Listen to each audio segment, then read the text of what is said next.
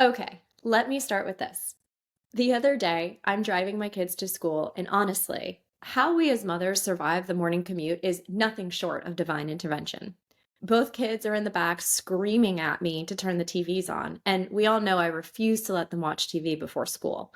My daughter takes off her cowboy boots and throws them at me. My son is melting down like it's his full time job, and I'm gripping the steering wheel, swerving like I've had a full bottle of wine before 7 a.m., just trying to keep the car on the road and my sanity in the vehicle. And in that moment, I thought, yep, this is motherhood. This is overstimulation in its purest form. So if you've ever wondered why you're exhausted before 9 a.m., girl, same. Welcome to this episode of Fit Fuel Female, where we're talking about what overstimulation really looks like, why it hits moms and high performing women so intensely, and how we can survive the chaos without losing ourselves in it. Lately, I feel like I start my days overstimulated. I live them overstimulated and I go to bed overstimulated. And honestly, even in the middle of the night, I'm overstimulated. Because let's be clear, by the middle of the night, both of my kids have somehow migrated into our bed, kicking me in the ribs after I spent an hour getting them down in the first place. And then, right as I finally exhale, bam, the 2 a.m. hormone wake up hits like, hi, just checking in. Here are 12 things you forgot to do. As a mom, a wife, an exec, stimulation is everywhere. It's like my brain is a ping pong ball bouncing back and forth, up and down, and ricocheting off of every wall of my life. And what's wild is I've hit a point of overstimulation where I don't even know I'm overstimulated anymore. I'll be on a work call sounding like a fully functioning adult, and meanwhile, my kids are screaming in the background like they're filming an action movie. So I start doing what every mom does, walking into different rooms, trying to find one quiet corner. I'm shutting doors, moving to the bedroom, then to the laundry room, then to the backyard, and my kids are still following me like they've implanted me with a GPS tracker. Mommy, can I have just one piece of candy? Can I please watch TV? And I'm over here pressing the mute button every single time I'm not talking, then mouthing at them to stop. Full silent film performance while unmuting just long enough to say, oh, yeah, yeah, Q4 pipeline looks great. House is an absolute chaos. A child whisper screaming about Skittles and me nodding professionally. Yeah, totally agree. And by the end of the day, I'm just done. Tapped, sensory system fried. I cannot be touched. I don't want to be touched. I need space. I need a perimeter. I need a full body do not disturb sign, which is lovely, by the way, because my husband's love language is physical touch, which feels a little bit like a cosmic joke some days. I love you, Reese. So here's me, overstimulated, Reese wanting a hug, the kids climbing on me like a human jungle gym, the dog licking something she absolutely should not be licking, and somehow this is all just a Tuesday. And here's the thing. Overstimulation isn't just a cute buzzword floating around Instagram. It's everywhere. It's basically the soundtrack of modern motherhood. It's the constant hum running underneath our days. And honestly, it's one of the biggest triggers of anxiety for women like us because it's not just noise, it's layers. Notifications, responsibilities, work calls, decisions, emotions, kids yelling your name from 3 rooms away, the dog scratching at the door, somebody crying over the wrong color cup, all stacked so tightly that your nervous system is grasping for air. And let me just say this. In our last house, we had one of those very normal in Texas theater rooms, the Texas equivalent of a basement in New England, but I couldn't use it. That surround sound was so intense that instead of being immersed in a movie, my heart rate would rise like my body thought I was in danger. It wasn't entertainment, it was a full sensory attack. So when we moved into our new house and it didn't have a theater room, I wasn't mad. I was like, great, I can actually watch a movie without feeling like I'm being launched into orbit. Well, not exactly, because now we have my husband's state-of-the-art Sonos sound system, which somehow makes regular TV feel like an IMAX premiere.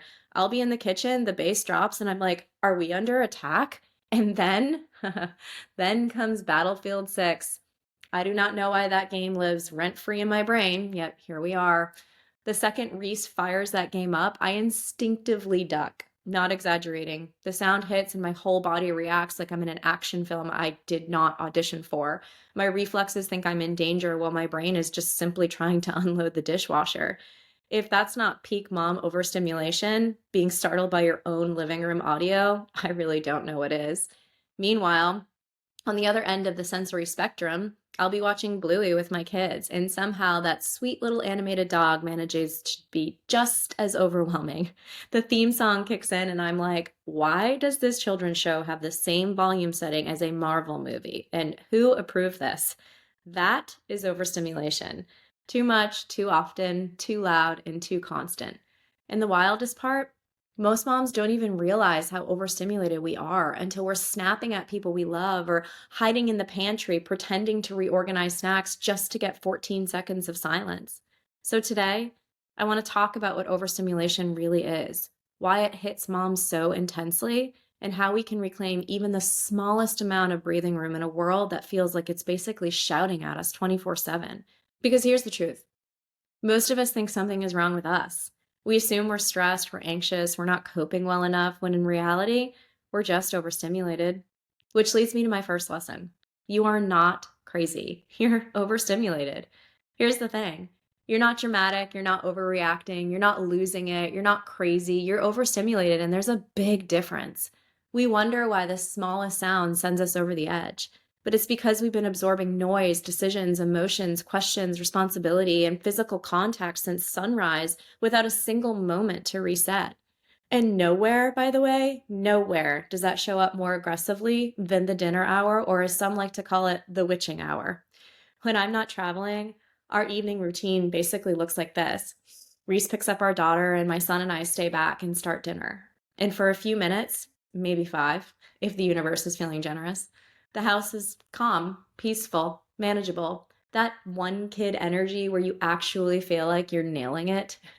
And then the other kid walks in, instant chaos. They're yelling, they're arguing, someone's taking someone's toy, someone's suddenly starving, and I'm trying to get dinner finished before morale collapses entirely. Meanwhile, my body temperature is rising, and I'm like, is this perimenopause? Is this anxiety? Or is it both? The dog is circling me like she's running her own security detail because I haven't fed her yet. And then, because of course we need one more layer to all of this, she somehow manages to get her little paws on the cutting board and starts licking raw chicken juice off of it. I turn around like, hi, are you trying to die today? Is that your plan? So now I'm over here Googling, can dogs get salmonella? While someone is crying over noodles, someone else is yelling, Mommy, watch this. And I'm just trying to save the dog from her own questionable life choices. That is overstimulation in its purest form. And then, because, chaos comes in bundles, I completely screwed up my HelloFresh order this week, clicked the wrong thing, ended up with only 2 meals, both pasta. And listen, I refuse to eat pasta 2 nights in a row. My spirit will not allow it. So now I'm making an emergency grocery run because HelloFresh has apparently spoiled me to the point where I no longer know how to cook without step-by-step instructions. The 2 dinners I made on my own, trash, like shockingly terrible. How terrible? Reese walked in after picking up our daughter, stopped dead in the entryway, sniffed, and goes, what is that smell? It smells horrible in here. I almost threw the dinner plate at him, but in classic overstimulated mom fashion, I insisted it was fine. I took one dramatic bite, paused, looked at him, and said, okay, you are right. This is disgusting. We both just started laughing. He poured a bowl of cereal. I stared at the pot like it had personally betrayed me and said, you know what? It's fine. It's over. Tomorrow's another day. But here's the point. None of that meant I was crazy. None of that meant I was failing. It just meant I was overstimulated mentally, emotionally, physically, and doing my best in the middle of a loud, layered, relentless season of life. So you're not crazy, girl. You're overloaded. And that is a very normal response to a very demanding world, which leads me to my next lesson. Us working moms, we live in 2 worlds, and both are so loud. One of the biggest realizations I've had, especially as a working mom, is that we live in 2 completely different worlds, and somehow both of them are ridiculously loud. At work, it's Slack notifications, back-to-back meetings, strategy conversation, pings, decisions, deadlines, all of it coming at you constantly. Then you shut your laptop, walk into your home world, and the noise, it basically just changes forms. Now it's kids yelling your name, someone melting down over a sock, backpacks flying through the air, the dog licking raw chicken off the cutting board like she has no sense of self-preservation, and you trying to throw together dinner before morale just completely collapses. And in the middle of all of that madness, sometimes Reese and I will just catch each other's eyes, usually while someone is crying or dinner is burning, and we'll say, "Is this how you pictured raising two children would be?" And without fail, we always answer, "Nope." And then we just laugh because what else can you do? But here's the part that creeps in afterward, the part that no one really talks about enough, the mom guilt. Because once the chaos settles, I start thinking, did I make this worse? Are my kids like this because of me? Is this normal? And then I see families who look so calm. Kids coloring quietly at a restaurant, parents sipping their wine like they're in a lifestyle commercial, and I'm over here like, my kids are performing a full Broadway musical for the dining room, whether the audience bought tickets or not. I literally can't go anywhere without some kind of dramatic event. A car ride, event. The grocery store, event. A walk outside, someone's crying, someone's arguing, someone's narrating their entire existence at full volume. And I catch myself thinking, is this me? Am I the reason it's always like this? And honestly, maybe some of it is us, the parents. Maybe some of it is us, the kids. Maybe some of it is the world we're living in. But here's what I know. My kids are always smiling. They're always laughing. They're full of personality and life. And so is our home. Am I doing it all perfectly? Absolutely not. But what even is perfection? And who decided that quiet equals successful parenting? And here's another layer to all of this, something working moms don't give themselves enough credit for. It is hard to be a high-powered woman with a career you love and a mom who wants to be present, connected, and emotionally available. It's one of the biggest challenges of our generation. And society, it really hasn't fully caught up to what it means for women to hold this much ambition and this much responsibility at the same time. So yes, we question ourselves. Is this right? Is this sustainable? Is this what we will set my kids up for success?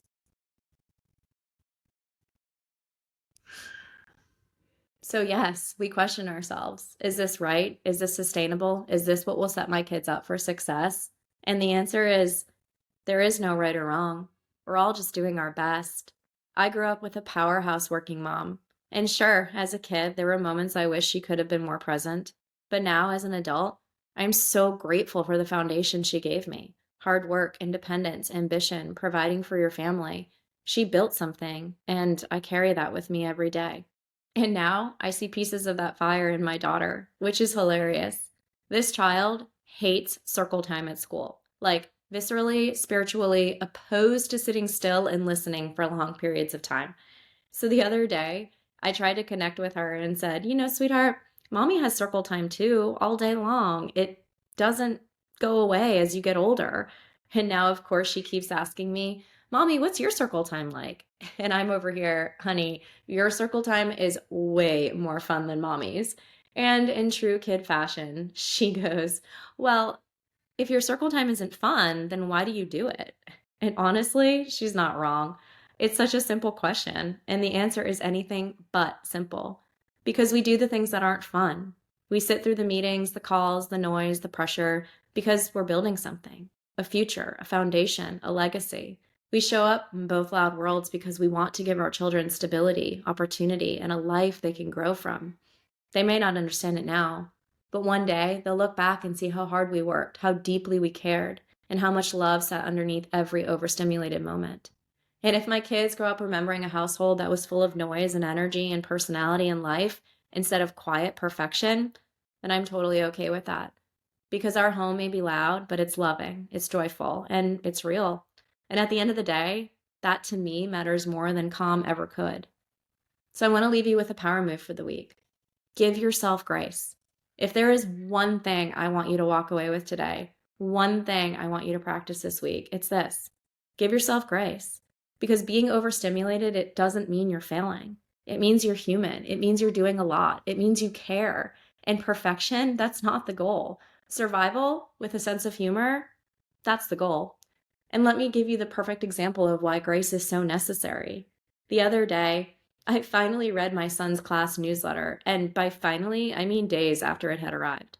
I saw that there was a full-on snowman project due the day he returned from Thanksgiving break, a project due immediately. And here I was, absolutely unaware.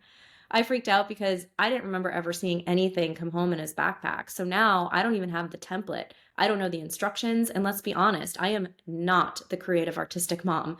I mean, to call it what it is, I only passed art class in high school because my mother literally called my teacher and begged for extra credit so I could just scrape a C.